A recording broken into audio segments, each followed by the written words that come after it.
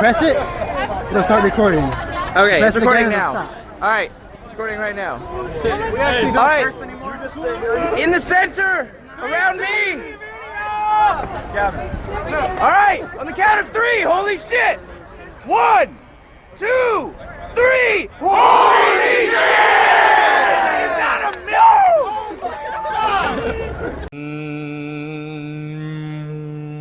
Welcome, assassins. Let me just access my phone really quickly. Welcome to this week's 360 Ramble vlog. I decided to do it again this week because I have some 360 content I'm going to mix in there that's not just exclusive to this vlog. It's not just going to be one shot. I'm going to put some stuff in there at the end. We'll see when I do it. This is my living room. I'm going to slow down, like walking around in circles. That was some of the feedback. Is they're like, oh, it's actually pretty interesting, but you know, it's kind of odd to just have to follow you the whole time. So if you're not in a Gear VR, which about 99, I'm gonna almost confidently say 100% of you are not inside of a Gear VR when you watch these, it's much harder and more like, you know, kind of bullshit to have to spin it around. So I'm going to try and stay in one place, even though I like to move. I definitely like to stand, and when I stand, I get more passionate, and when I get more passionate, I move a lot more. So, I mean, that's actually how the VGFP came to be. Enough of the rambling. I actually wrote down a curriculum for me to follow to see if I can stay on track. But yes, you were in my room last time. You know, the nerd nexus is what I like to call it. I was just about to walk in circles there. And now you are in our living room. This is where we play D&D most of the time. This is where we gather around, watch anime, have our meetings. This is where most of the magic happens. And up on the wall here is a testament to my father's crafting ability. This is Yarn Bjorn. If you follow Team Sasso or magnusbeasticus on COSPLAY, this is Thor's weapon prior to when he was worthy enough to wield Mjolnir, and this is Gungnir. This is Odin's spear. Both were crafted by my father, and my brother is Loki, wielded this spear because he stole it from Odin, and me as Odin's son, unworthy Thor, wielded this. Anyway, we got a whole bunch of random different, oh my god, Master Chief helmets, Majora's Mask, and I could go through all of them and spend light years of time. Light years is not really a measurement of time. Anyway, okay, back on track. Most recently, I just got back from Anime EXPO, which was incredible. Anime EXPO, favorite convention of the year. I think I've mentioned that every vlog for the past few. It's just a really great place for community and cosplaying. Like, cosplay is huge there. I'm confident in saying it's probably maybe the largest anime convention in the world. And so if you're on Instagram and you follow anything related to anime or cosplay, you'll actually meet up with a lot of the people that you see and follow, and it's really great to just finally put sort of real life in-person personalities to what you see on Instagram, and it's great to just nerd out with them. Like, oh, bro, you like this anime? Yo, what about that part? Oh, I can't believe I felt this way when this happened. So it was really, really nice. I met a lot of great people, and I reunited with a lot of great people as well. The cosplays that I went as, the first day, it was Star Platinum from JoJo's Bizarre Adventure. Finally pulled that one together. I had to hire, because it's very last minute, the body paint. I was like, how am I going to do this body paint? Who's going to paint me? I'm going to have to shave everything. I did shave everything. Well, not everything. But I got it myself professionally painted, which was a pretty penny. It was from a teacher at the Hollywood School of Makeup and Art or something like that. And it was $300 for body paint for like 8 hours.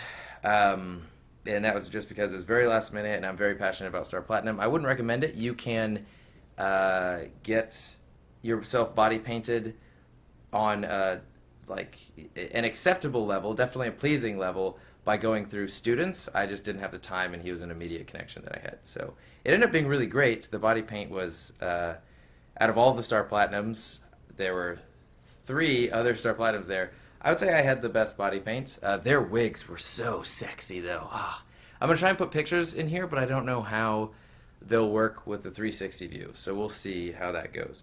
If you want pictures, not to plug, but definitely to plug my Instagram, again, go into my Instagram at magnusbeasticus. And the day 2 was Broly. The wig finally came in, and wow, I'm sweating. I had to turn that fan off because I knew that there was going to be audio interference. But anyway, the wig came in, and it looked incredible. We got it to work.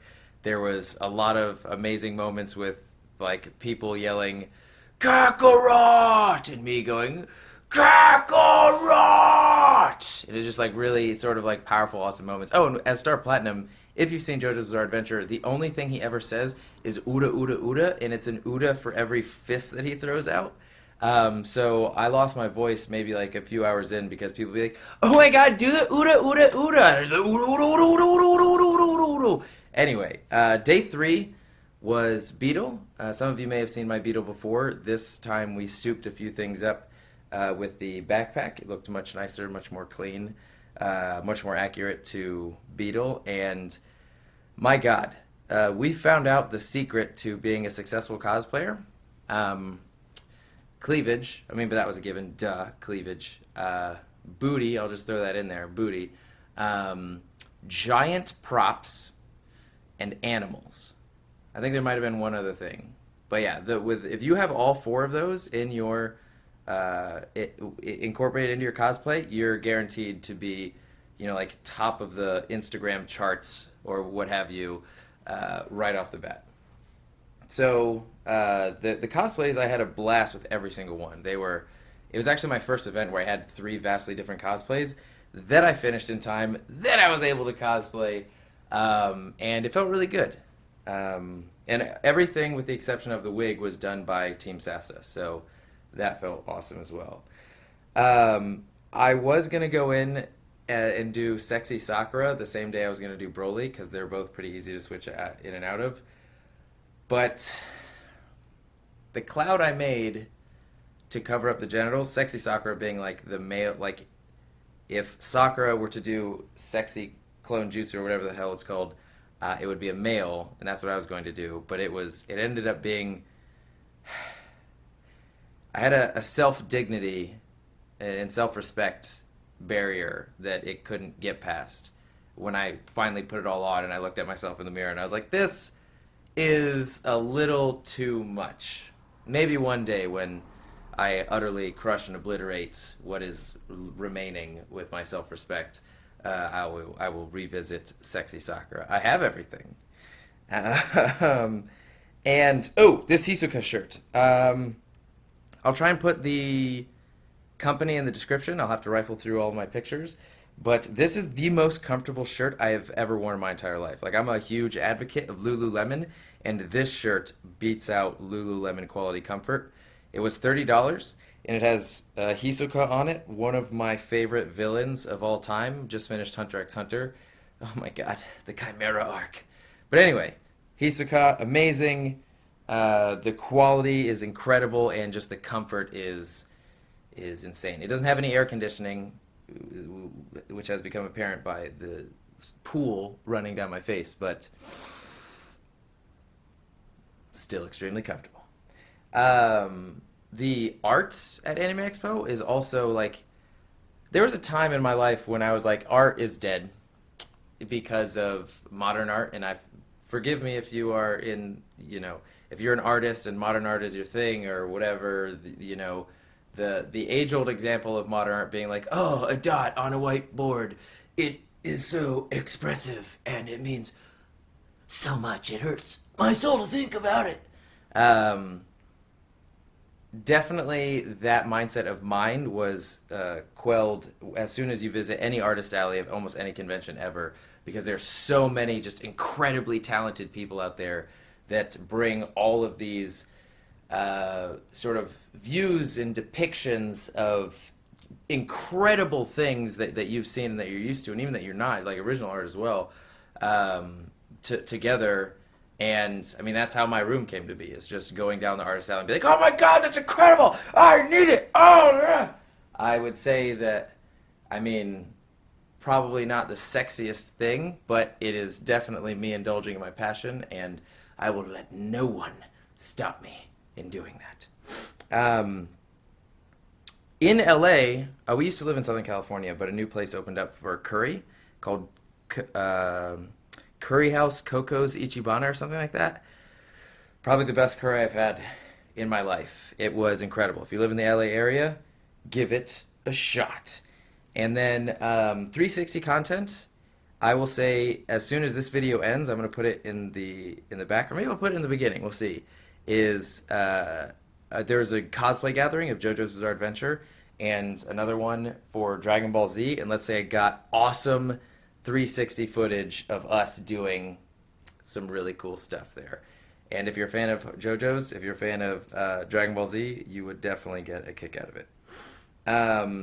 For updates, I am going to... I realized that I failed really heavily by having a 360 camera at this cosplay anime expo, and I was cosplaying the whole time and having a really good time, and I didn't do any vlogging on site, and it only hit me on my way back when I was driving, is that like I could have, you know, done a 360 vlog the whole time, and it would have been awesome. Well, it probably would have made people sick because there'd be a lot of movement, but definitely next event / convention, I am going to do my best to pull out 360 content, or more 360 content.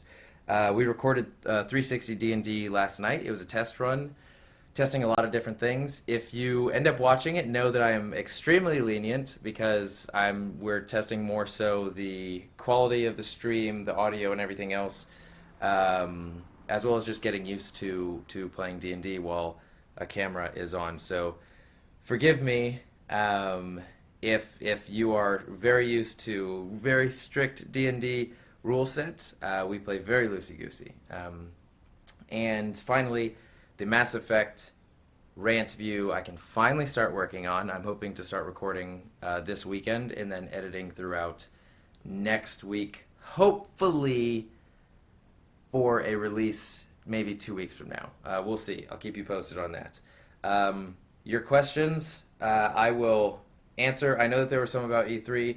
I will answer that in next week's vlog. Let me know if this was a little bit better. If you do like me walking around, which would please me greatly, but is no issue ultimately if you would prefer I stay in one position. And as always, your feedback is appreciated. Your questions are loved. And until fate next brings us together, never stop playing video games. On the count of 3, shake the ground with your screams. 1, 2, 3.